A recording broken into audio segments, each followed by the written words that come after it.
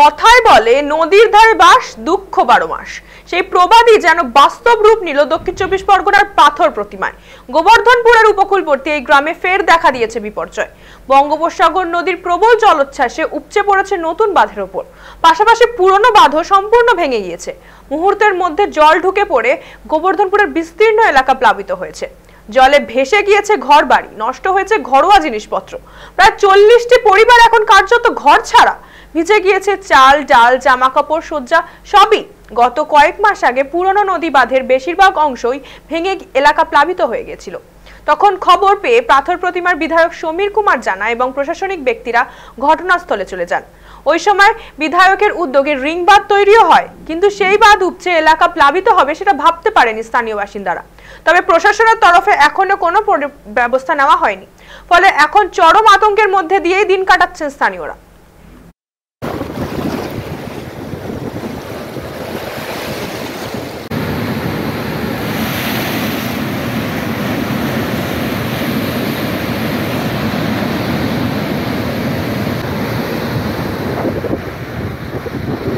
এই যে নদীবাঁধ ভেঙে যাচ্ছে, আপনারা কেমন আছেন? আতঙ্কে আছি, আবার কেমন রই, ভয় সবসময়ের জন্য। এই তো জলে বাড়ি ঘর সব তো ডুবে গেল। সরকার কোনো ব্যবস্থা নেয়নি?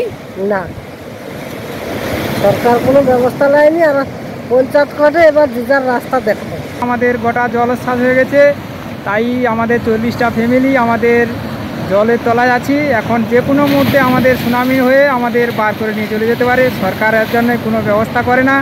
পঞ্চায়েত সদস্য বলে দিয়েছে যে আপনারা যে যার ঘর নিয়ে সরে পড়ুন, আর বাঁধ বাউন্ডারি আর হবে না।